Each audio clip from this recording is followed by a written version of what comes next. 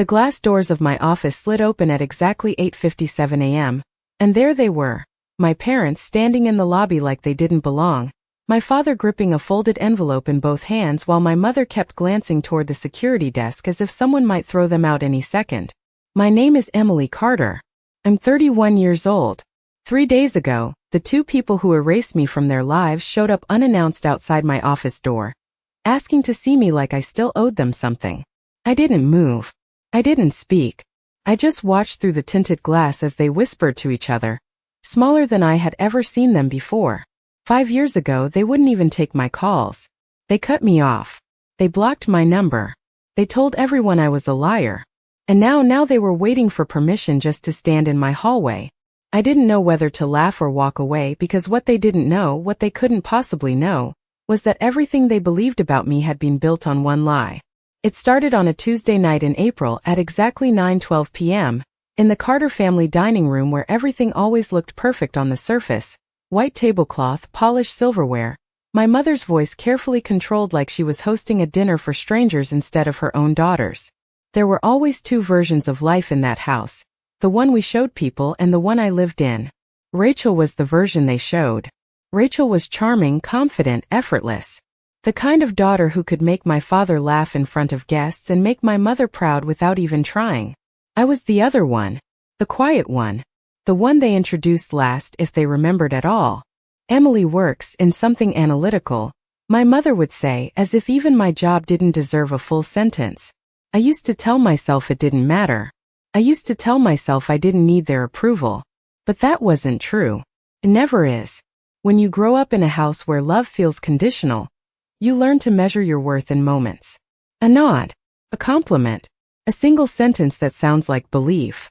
And for one brief moment I thought I had finally earned it. The email came in at 6:43 a.m. that morning. A job offer. Not just any job. A position at a consulting firm downtown. Starting salary just over $120,000, full benefits. The kind of opportunity that changes everything if you've spent your entire life trying to prove you're not the backup plan. I remember staring at the number on the screen, rereading it 3 times to make sure it was real.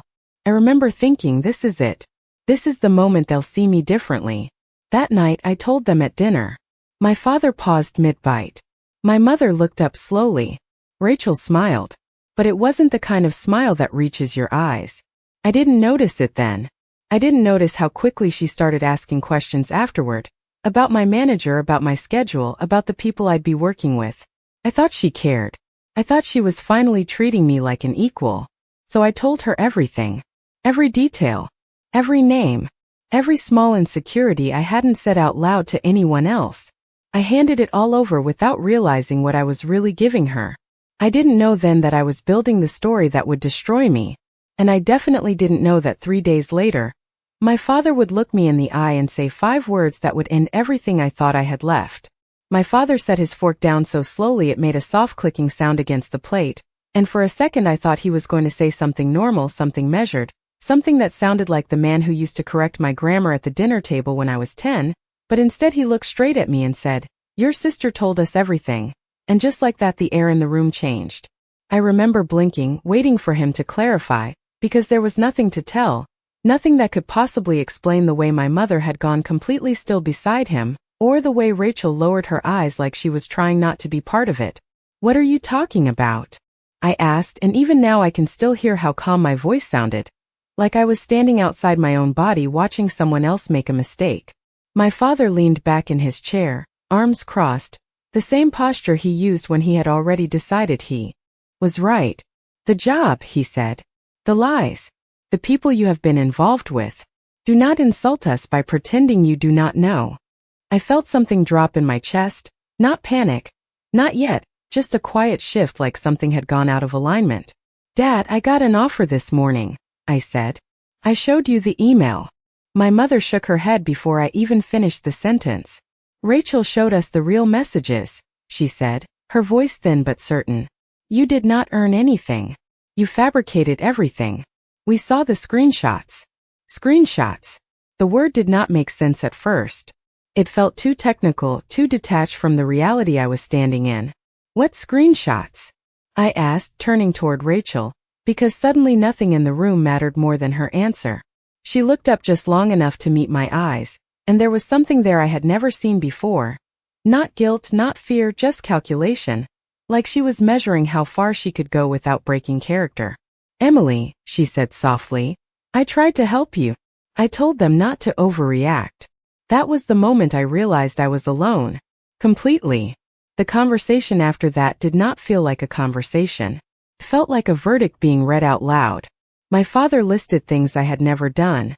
He spoke in specifics, dates, amounts, names of people I had never met. He said I had been lying about interviews, that I had manipulated hiring managers, that I had been using someone else's credentials to get ahead. Every sentence sounded more impossible than the last, and yet the more I denied it, the more convinced they became. "Stop," my mother said at one point, raising her hand like she needed silence to think. "Just stop talking. Every time you open your mouth, you make it worse." I tried to show them my phone. I tried to pull up the original email, the offer letter, the contact information for the recruiter. My father did not even look. He pushed my hand away like I was offering him something dirty. "We are not interested in your excuses," he said. "We are interested in the truth, and your sister has already given it to us." I remember standing there holding my phone, realizing that proof did not matter when someone has already decided who you are. I remember looking at Rachel again, waiting for something, anything, a crack in the story. A moment where she would say it had gone too far. She did not. She just sat there, quiet and composed, like she was watching a scene unfold that had nothing to do with her. "I am your daughter," I said finally, and it came out quieter than I expected. My father's expression did not change. "Not anymore," he said. "Not if this is who you are." The words landed without sound. No shouting. No drama. Just a clean cut through something I had spent my entire life trying to hold together. And in that moment I did not realize it yet, but everything I thought could be fixed was already gone. The silence after those words did not feel real, like the room had shifted into something hollow where sound could not land properly. And I remember standing there for a few seconds longer than I should have, waiting for someone to say something that would undo it. Something small, something human, but no one did, not my mother, not my father, and definitely not Rachel, who had already picked up her glass of water like dinner was continuing as planned. I did not argue again. I did not raise my voice. I just nodded once, because there is a moment when you understand that fighting will only make you look more guilty to people who have already decided you are. I walked upstairs to my room at 9:47 p.m., the same room I had lived in since I was 12, and I closed the door behind me with more care than I had ever used before, like I was trying not to disturb something that was already broken. I packed one suitcase. Not everything. Just what I could carry without thinking too much. 2 pairs of shoes. My laptop. The folder with my documents. I remember hesitating over a framed photo from high school graduation. All 4 of us standing in front of the house, smiling like we belonged to each other. I left it face down on the desk. At 10:18 p.m., I walked back downstairs. No one stopped me. My father was in the living room watching the news, volume low. My mother was in the kitchen rinsing plates. Rachel was on her phone. It was the most normal scene I had ever seen in that house, and somehow that made it worse. I stood in the doorway for a second, waiting again for something, a glance, a question, anything that would acknowledge I was leaving, but my father did not look up. "If you walk out that door," he said finally, still facing the television, "do not come back until you are ready to tell the truth." I almost laughed, not because it was funny, but because it was so complete, so final, like the script had already been written and I was just now reading my line. "I already did," I said, and my voice sounded steady in a way I did not feel. He did not respond. That was the last conversation we ever had as a family. The front door closed behind me at 10:22 p.m., and the sound echoed longer than it should have, like it was marking something permanent. I stood on the driveway for a moment, the air colder than I expected, the porch light casting that familiar yellow glow that used to mean home. I checked my phone. No messages. No calls. I waited 30 seconds. Then 60. Nothing. I opened my contacts and called my mother. It rang once, then went to voicemail. I called again. Blocked. I tried my father. Blocked. Rachel. Straight to voicemail. It was that fast. That complete.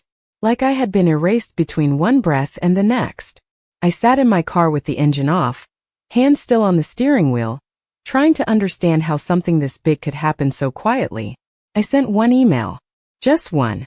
Subject line, please read. I attached the original offer letter, the recruiter's contact information, everything I could think of that proved I was telling the truth. I watched the sent confirmation appear on the screen at 10:31 p.m.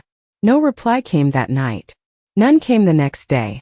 Or the day after that. What I did not realize then was that I was waiting for people who had already chosen not to see me. And that realization would take longer to accept than anything they said that night. I did not go back the next day. I did not go back that week. I drove 32 miles across town to a one-bedroom apartment I had only seen once, signed the lease with hands that would not stop shaking, and moved in with a suitcase and a laptop like my entire life had been reduced to items I could list in under 10 seconds. The rent was $1,800 a month. My savings at the time was $3,214. I did the math sitting on the bare floor that first night, back against the wall, phone in my hand, calculator open, and I realized I had exactly 56 days before I ran out of money if nothing changed. That was the part no one prepares you for. Not the betrayal. Not the silence. The math. The reality that survival becomes numbers, and numbers do not care how unfair your situation is. I checked my email again at 11:03 p.m. No reply. I refreshed. Nothing. The offer I had received that morning suddenly felt fragile, like something that could disappear if I touched it the wrong way. I opened the original message again, reread every line, every attachment, every detail, trying to anchor myself to something that was still real. But a thought had already started forming in the back of my mind, quiet but persistent. What if they had contacted the company? What if Rachel had not just lied at home? What if she had taken it further? I did not sleep that night. At 6:12 a.m. I sent another email, this time directly to the recruiter. I kept it simple. I confirmed my acceptance. I asked if there were any additional documents they needed. I waited. 30 minutes. 1 hour. 2 hours. At 9:04 a.m. my phone rang. Unknown number. I answered on the first ring. Emily. This is Daniel Brooks from Harrington Consulting. His voice sounded different than it had the day before. More formal. More cautious. We need to discuss something that came to our attention. My stomach dropped before he even finished the sentence. There have been concerns raised regarding the authenticity of your application materials, he continued, each word measured like he had practiced saying it. We received documentation suggesting discrepancies. I closed my eyes, pressing my hand against the wall to steady myself. That is not true, I said immediately. I can provide everything. Again. Original files. References. Anything you need. There was a pause on the other end. Not long. Just long enough to tell me this conversation had already happened without me. We are reviewing the situation, he said. For now, we are placing your offer on hold until we can verify the information. On hold. 2 words. That was all it took. I thanked him. I hung up. And for a few seconds I just stood there in the middle of an empty apartment, staring at nothing, realizing that whatever Rachel had done was not contained to one dinner table. It had followed me. I checked my inbox again. Still nothing from my family. Not a single message asking if I was okay. Not a single question. Just silence. I sent one more email. This time shorter. Please just tell me what you think I did. I stared at the screen after sending it, waiting for those 3 dots, waiting for anything that looked like recognition.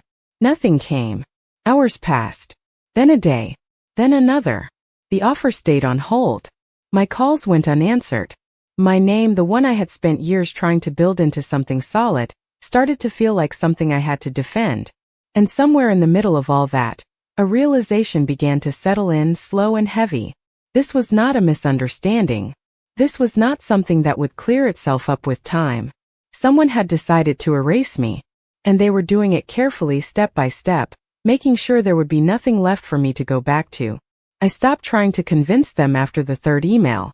Not because I ran out of evidence, but because I ran out of something harder to replace, the belief that they would ever choose me over a version of me they had already decided was easier to accept.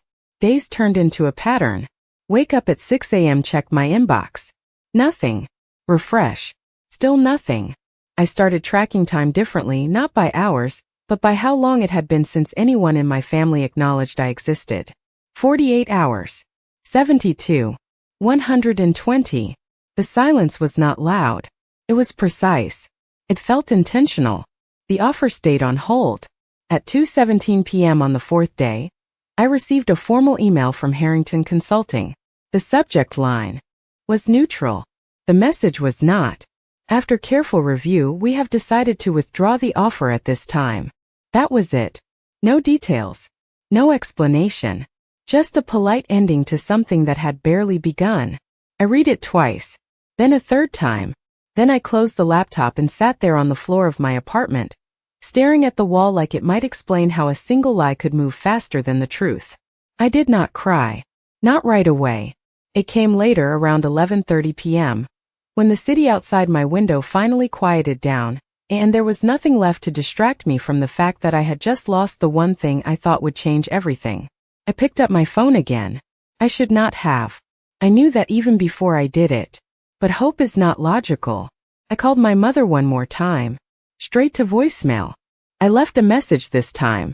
I do not know what Rachel told you, I said, my voice barely steady, but it is not true. Please just talk to me. I hung up. No reply came that night. None came the next morning. Or the next week.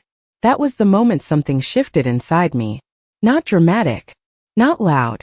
Just a quiet decision that I would stop waiting for permission to exist in a life they had already removed me from. I opened my laptop again the next day at 7:42 a.m. and started over. Not with the same expectations. Not with the same plan. Just with what I had left. I updated my resume. I rewrote parts of it 3 times, making every line cleaner, sharper, harder to question.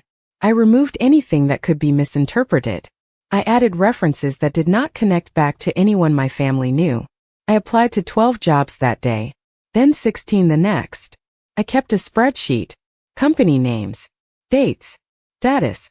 Rejections started coming in within 48 hours.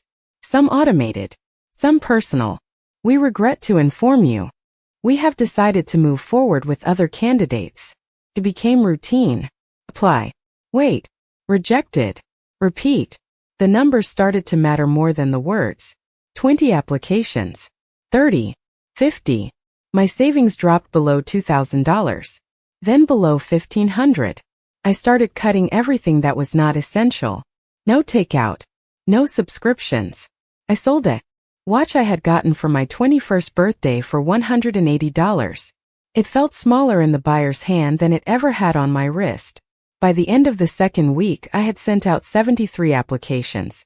One interview request came in on a Thursday afternoon at 3:06 p.m. A mid-sized firm. Lower salary. Less prestige. But it was something. I prepared for it like it was the only chance I would get, because at that point it probably was. I practiced answers out loud. Timed responses. Anticipated questions about my last offer.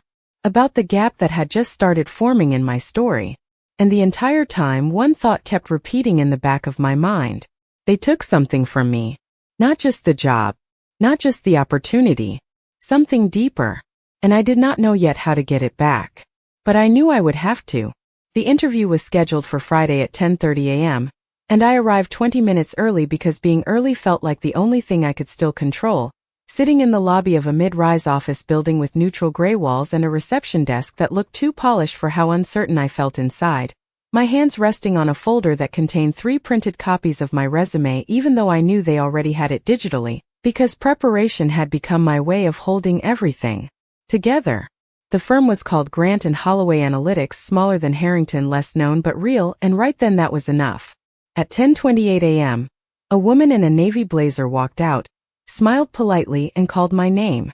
"Emily Carter," she said, and I stood up immediately, forcing my shoulders back, forcing my voice to sound steady when I answered, "Yes, that is me."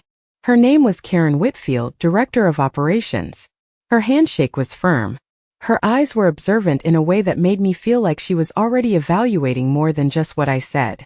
We walked into a conference room with a long glass table and 2 chairs placed across from each other. No distractions, no softening of the space. This was not a conversation. This was a test.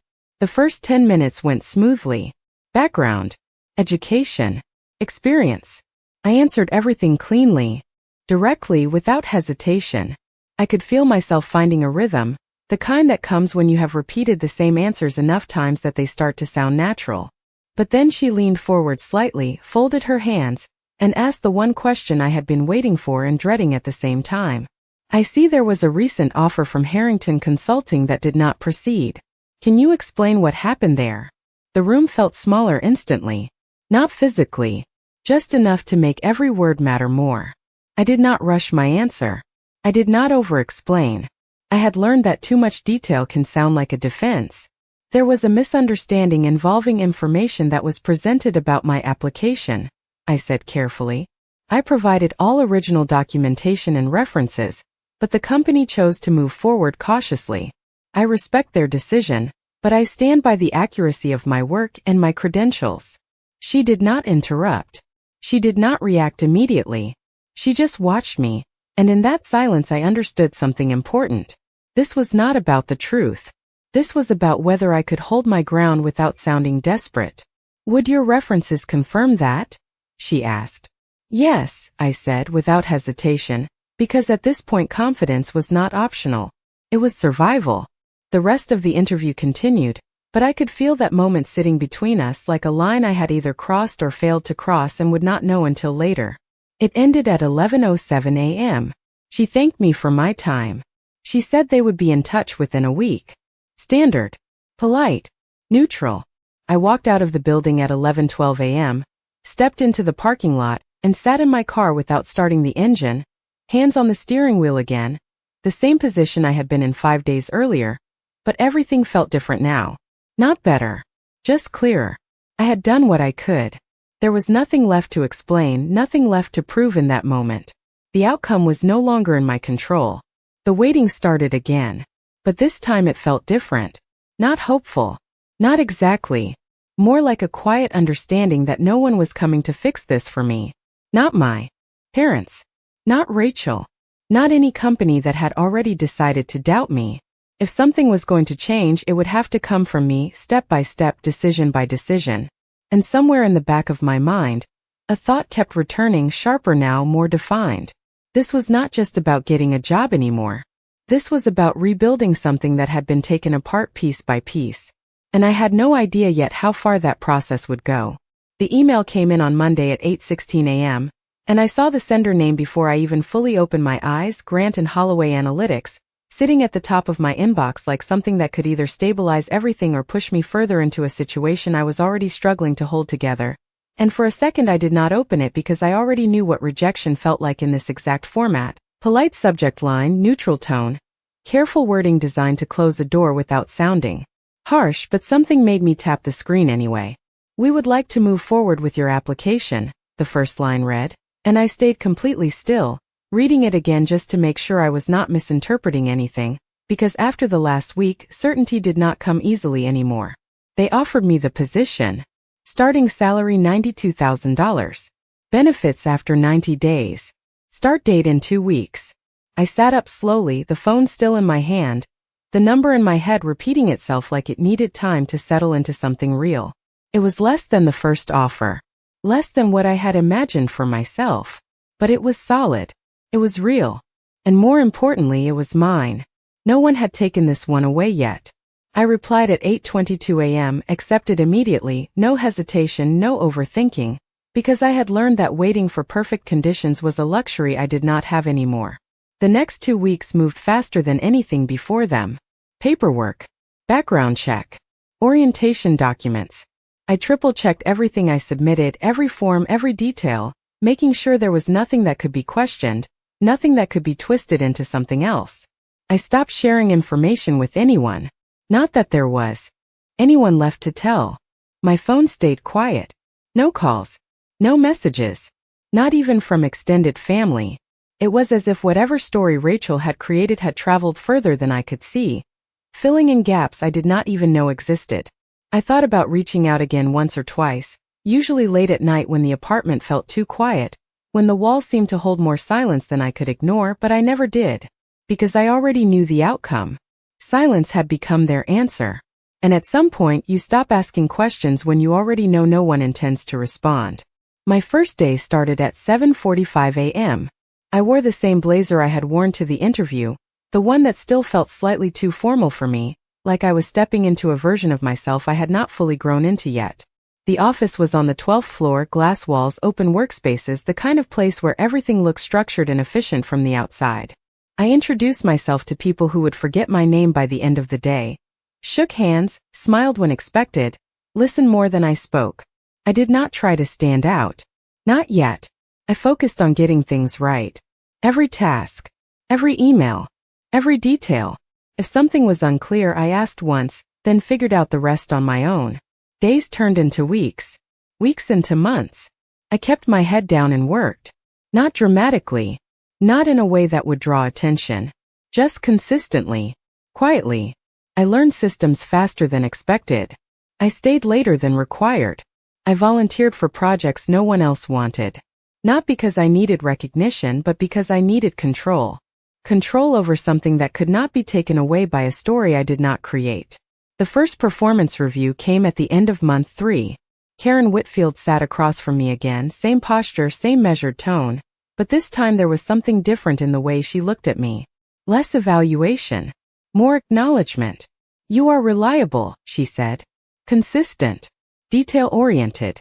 That matters here. It was not praise. Not really. But it was enough. It was real. And for the first time since everything had happened, I felt something shift again. Not back to who I was before. That version was gone. But into something else. Something quieter. Stronger. More controlled. And what I did not realize then was that this was only the beginning of a process that would take years to fully unfold, years that would eventually lead back to a moment I could not yet imagine, standing behind a glass door, watching the same people who once erased me, waiting for permission just to speak to me again. Time stopped feeling like something I was trying to survive and started becoming something I was building, one week at a time, one decision at a time, until the version of me that had walked out of that house with one suitcase felt like someone I used to know instead of someone I still was. By month 6, I was no longer the new hire. I was the person people came to when they needed something done right the first time. Not because I was the smartest in the room. Not because I spoke the loudest.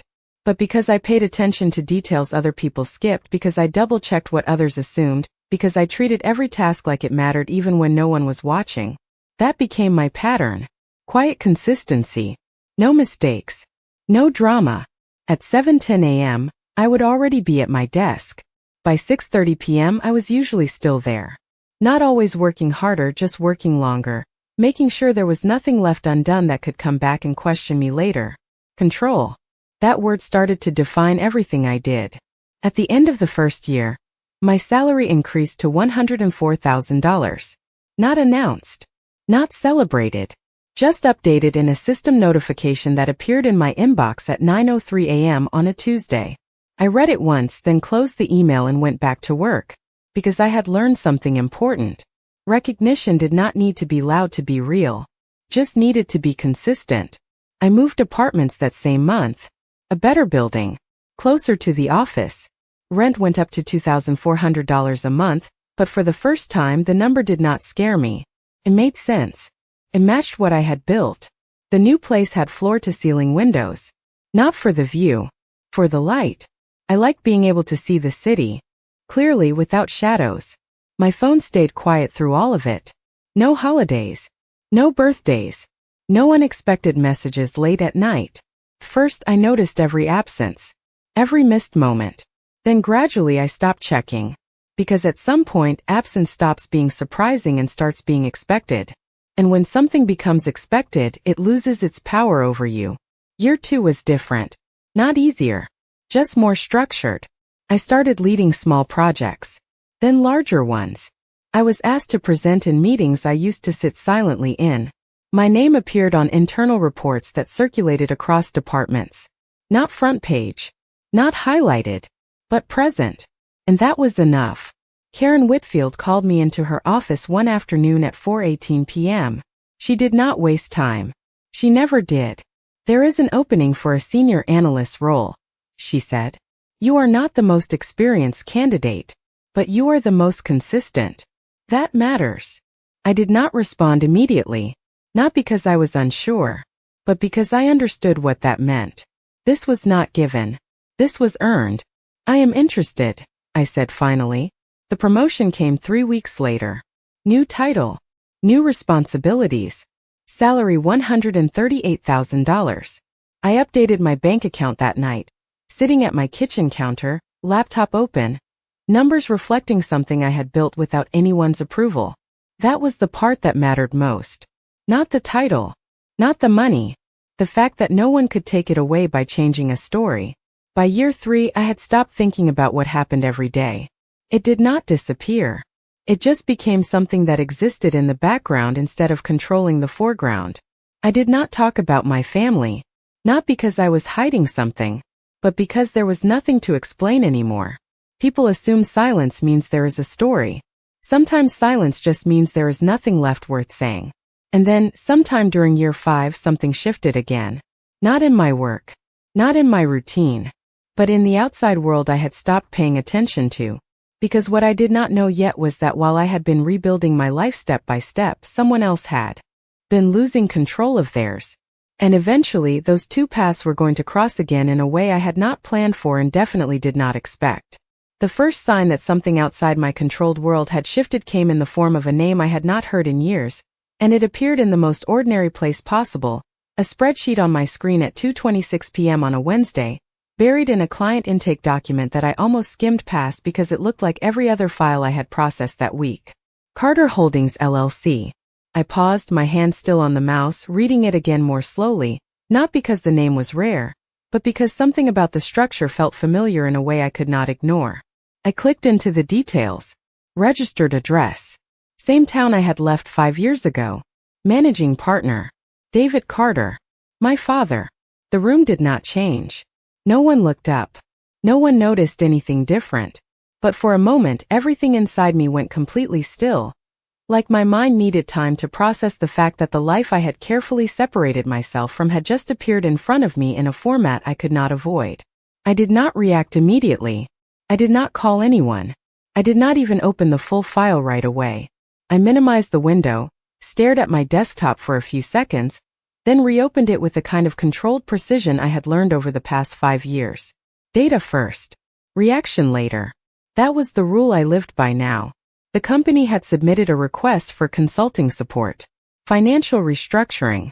Cash flow instability. Pending liabilities. I read each section slowly, not skipping anything, not allowing assumptions to fill in the gaps, because if there was one thing I had learned, it was that assumptions are where everything goes wrong. The numbers told a clear story. Declining revenue over 3 consecutive years. Increasing debt. Short-term obligations that were about to exceed available liquidity. It was not a temporary issue. It was structural. And it was serious. I leaned back in my chair, letting the information settle not emotionally but analytically, the way I had trained myself to process everything now. This was not about family. This was about a client. A company. A problem that needed a solution. That was the frame I forced myself into, even though a part of me was already asking questions I did not want to answer. What happened? How did it get this far? Why now? I scrolled further. Contact history. Previous firms consulted. Notes from initial outreach. And then I saw another name. Rachel Carter. Listed as operations liaison. My hand tightened slightly on the mouse, just enough to notice, not enough to lose control. She was still there. Still part of it. Still positioned exactly where she had always been, at the center of everything that mattered in that family. Except this time something was different. This time they were asking for help. I closed the file. Not because I had finished reading, but because I needed to decide how to approach something that had just crossed from personal history into professional responsibility. At 3:02 p.m., Karen Whitfield sent a message asking me to join her in her office. I knew what it was about before I even stood up. The timing was too precise to be anything else. I walked down the hallway, each step measured, each thought controlled, because I understood something very clearly in that moment. This was not the same situation as 5 years ago. I was not the person standing at that dinner table anymore. I was not the one being evaluated. Not the one being judged. Not the one being erased. I knocked once. She told me to come in. The file was already open on her desk. "We just took on a new client," she said, looking up at me with the same measured expression she always had. "Carter Holdings. I want you to lead the initial assessment." Lead. The word landed quietly, but it carried more weight than anything she had said before. I nodded once because outwardly, there was no reason to hesitate. "Understood," I said.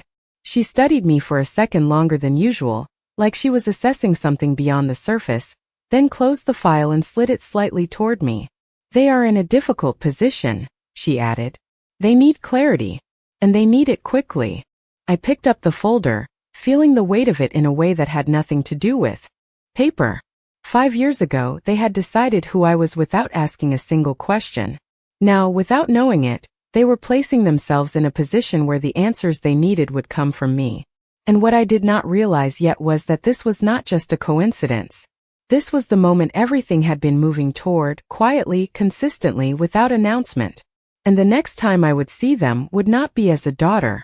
The preparation started immediately after I walked out of Karen Whitfield's office at 3:07 p.m., and it did not look dramatic from the outside, just another analyst returning to her desk with a folder in her hand, opening a laptop, pulling up documents, but internally everything was sharper, more deliberate, because this was not just another client file no matter how much I told myself it was. I opened the Carter Holdings report again and began from the top, not skipping a single line, not allowing familiarity to interfere with accuracy, because this time every detail mattered in a way I could not afford to overlook. Revenue decline averaged 12% year-over-year. Operating costs had increased by nearly 18%. Debt obligations were structured in a way that created short-term pressure without long-term stability. It was not one mistake. It was a pattern of decisions that had been allowed to continue for too long without correction. I noted everything, line by line, section by section. At 4:12 p.m., I created a separate document titled Initial Risk Assessment, the same format I had used for every other client, the same structure, the same neutral tone, because consistency was the only way to ensure that nothing personal could influence the outcome. By 6:45 p.m., the office had mostly emptied out, but I stayed reviewing projections, recalculating scenarios, testing outcomes under different assumptions, because I needed to understand the full scope before anything else happened. The numbers did not lie. Without intervention, they had less than 6 months before liquidity issues would force decisions they could not reverse. That was the reality. At 7:03 p.m., I leaned back in my chair, staring at the screen, letting the analysis settle into something clear and actionable. There was a path forward. Not easy, not guaranteed, but possible. It would require restructuring debt, reducing overhead, renegotiating vendor contracts, and most importantly, changing leadership decisions that had led them here in the first place. That was the part that mattered most. The part no spreadsheet could solve on its own. I closed the document and saved it under the project file, then checked the client contact schedule. Initial meeting set for Thursday at 10 a.m. Conference Room 12B. I read it once, then again. Not because I needed to confirm the time, but because I understood what that meeting would represent. The first time they would sit across from someone who knew exactly what had happened to them. The first time they would listen instead of decide. I did not sleep much that night. Not because I was nervous, but because my mind kept running through scenarios, questions, responses, making sure there was nothing I had not considered, nothing that could catch me off guard. At 6:30 a.m. the next morning, I was already reviewing my notes again, refining key points, simplifying explanations, making sure every recommendation was supported by data, not emotion. By the time Thursday arrived, everything was ready. The report printed, the presentation structured, the talking points clear. At 9:52 a.m., I stood outside Conference Room 12B, holding the folder in my hand, the same way I had held documents before every important meeting over the past 5 years, except this time the weight felt different. Not heavier, just more defined.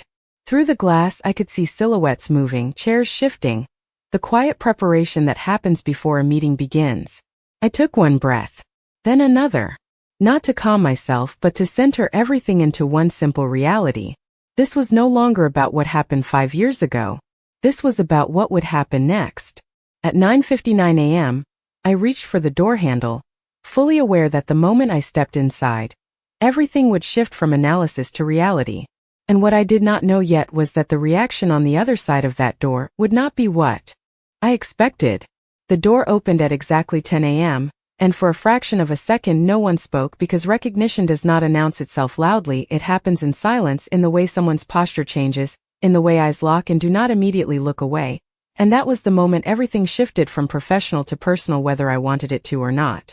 My father was sitting at the far end of the table, the same posture I remembered, straight back, hands folded, except now there was something different in the way he held himself, something less certain, something that did not match the man who had once dismissed me without hesitation. My mother sat to his right, her expression tight, controlled, as if she was trying to process something she had not prepared for. And Rachel was there, directly across from where I stood, her eyes widening just slightly before she corrected it, before she pulled herself back into that same composed version of herself I had seen 5 years ago.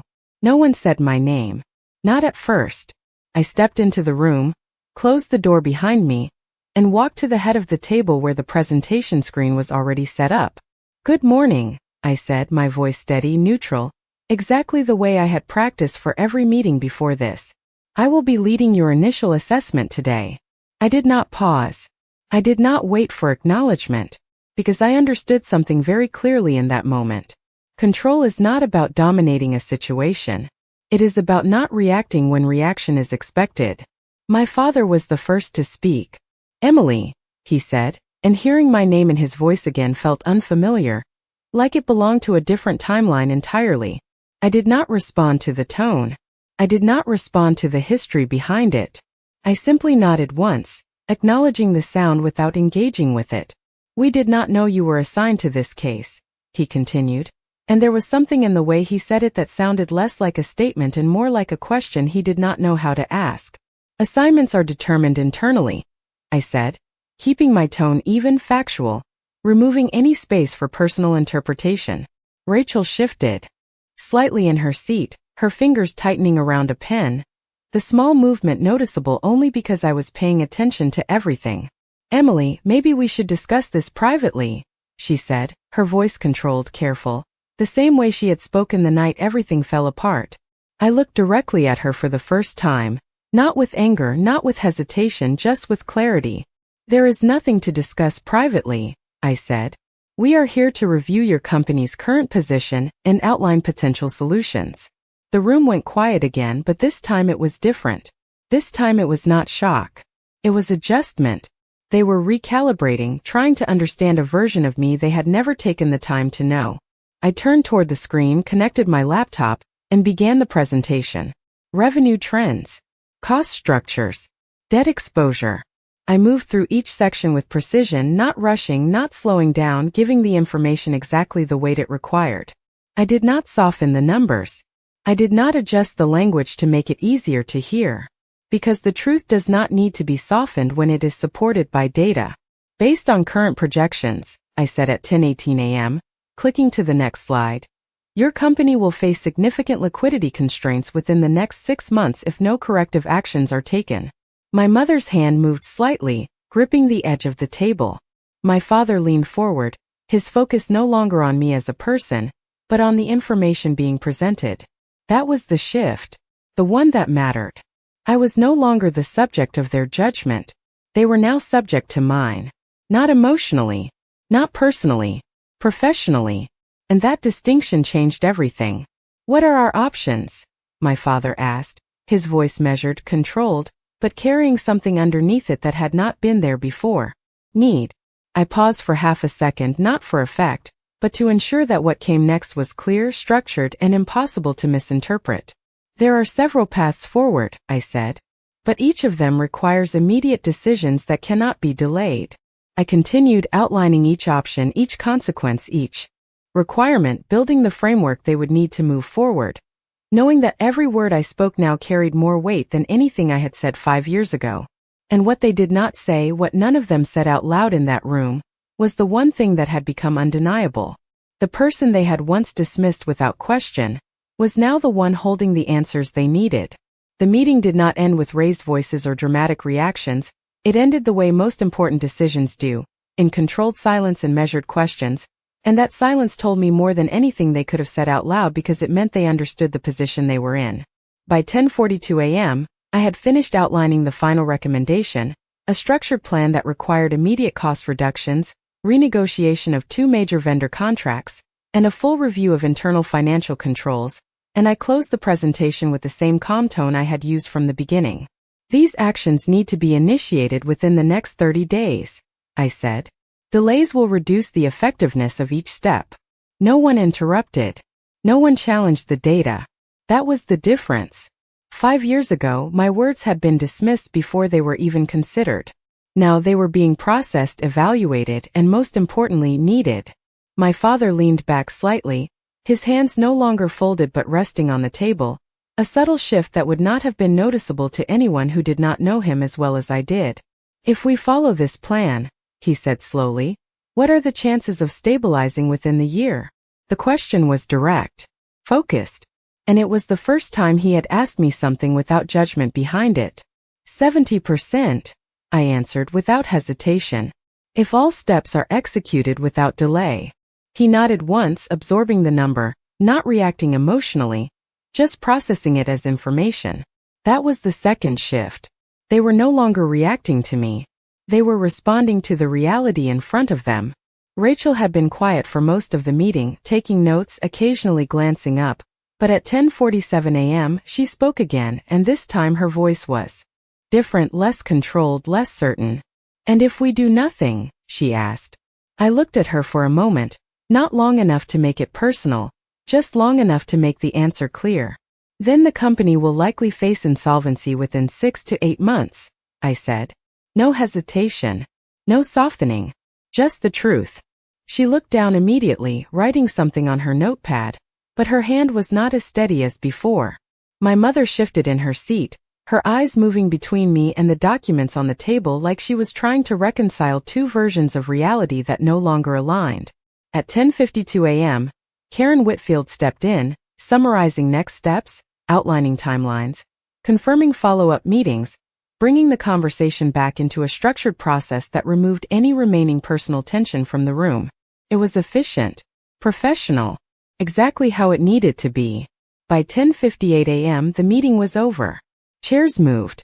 Papers gathered. Small, quiet movements that marked the end of something that had taken 5 years to reach. I closed my laptop, organized my documents, and stood up, preparing to leave the room the same way I had entered it, without hesitation, without looking back. But as I reached the door, my father spoke again. Emily, he said, and this time there was something in his voice that had not been there before. Not authority, not certainty, something closer to uncertainty. I paused, my hand resting lightly on the door handle, not turning around immediately, not because I was avoiding him, but because I needed to decide how much of this moment I was willing to engage with. I turned slowly. He was standing now, not seated, which in itself was something I had rarely seen directed at me. We would like to continue working with you on this, he said. The sentence was simple, professional, but underneath it there was something else, something unspoken, something that did not belong in a business meeting but had found its way there anyway. I nodded once. You can coordinate scheduling through the firm, I replied, keeping my tone consistent, keeping the boundary exactly where it needed to be. I did not stay longer than necessary. I did not allow the conversation to shift into something else, because I understood something clearly now that I had not understood before. Closure does not always come from what people say. Sometimes it comes from what they finally need to hear from you. And as I stepped out of the room at 11:01 a.m., closing the door behind me, I realized that the dynamic had fully reversed. Not in a dramatic way, not in a way that needed acknowledgement, but in a way that was undeniable. They were no longer the ones deciding my value. They were the ones waiting for it. The doors opened again 3 days later at 8:57 a.m., the same time, the same lobby, but this time I did not have to look through glass to see them, because they were already inside, standing near the reception desk, speaking quietly with security, their voices low, controlled, but carrying something I had never heard from them before. Uncertainty. I stepped out of the elevator and paused for half a second, not because I was surprised, but because I recognized the moment for what it was. This was not a scheduled meeting. This was not part of a process. This was something else entirely. My father saw me first. His posture changed immediately, shoulders tightening, hands adjusting the envelope he was holding, Like he had rehearsed this but was no longer sure how it would actually happen. My mother turned next, her expression shifting from guarded to something closer to relief, like simply seeing me had already answered a question she had been carrying. Rachel was not with them. That was the first thing I noticed. And it mattered more than anything they were about to say. I walked forward slowly, each step measured, not rushing, not hesitating, just moving through a space that had once felt unreachable, and now felt entirely mine. The receptionist glanced at me, then back at them, then stepped aside without needing to ask anything. That was the difference. Permission no longer came from them. It came from me. "Emily," my father said, and this time there was no authority in his voice, no certainty, just something that sounded unfamiliar on him, something closer to restraint. I stopped a few feet away, close enough to hear them clearly, far enough to maintain distance that did not need to be explained. "We need to talk," my mother added quickly, her words overlapping his, as if she was afraid the moment might pass if she did not hold on to it. I did not respond immediately. I let the silence sit between us, not as punishment, not as control, but as space, something that had never existed in our conversations before. "You can contact the firm to schedule any further discussions," I said finally, my tone calm, even the same way I had spoken in the conference room, because the boundary had already been set and there was no reason to move it now. My father shook his head slightly, a small movement, but enough to show that this was not what he had come for. "This is not about the company," he said. The sentence hung there for a second, heavier than anything else he had said so far. "We know that," I replied, because I did. And so did they. My mother stepped forward half a step, then stopped, like she was unsure how close she was allowed to be. "We made a mistake," she said, her voice quieter now, less controlled, more real than I had heard in years. "We should have listened to you." The words were simple, direct, and 5 years too late. I looked at her, not searching for anything, not expecting anything, just seeing her as she was in that moment, not as the version I had spent years trying to understand. My father held out the envelope slightly, not fully extending it, just enough to indicate its presence. "There were things we did not know," he said. "Things your sister." He stopped himself before finishing the sentence, and that was enough. I did not need the rest. I had already understood the pattern long before this moment. I glanced at the envelope, then back at him, then shook my head once. "You can send anything relevant through proper channels," I said. "It will be reviewed as part of the engagement." My voice did not change. My posture did not shift. Because this was not the moment for emotion.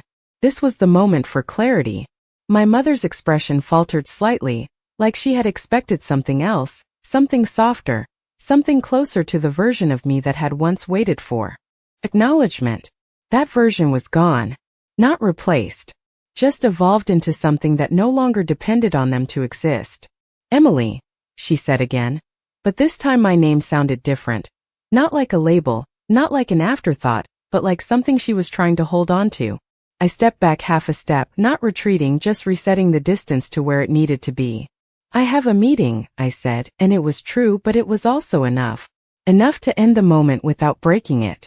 Enough to move forward without going back. I turned, walked past them, and did not look back, not because I did not care, but because I understood something now that I had not understood before. Closure is not something you receive. It is something you decide. And as the elevator doors closed at 9:02 a.m., I realized that the 5 years between who I was then and who I was now had not just changed my position. They had changed the entire direction of my life. They disowned me. They erased me. And in doing that, they forced me to build something that no one could ever take away.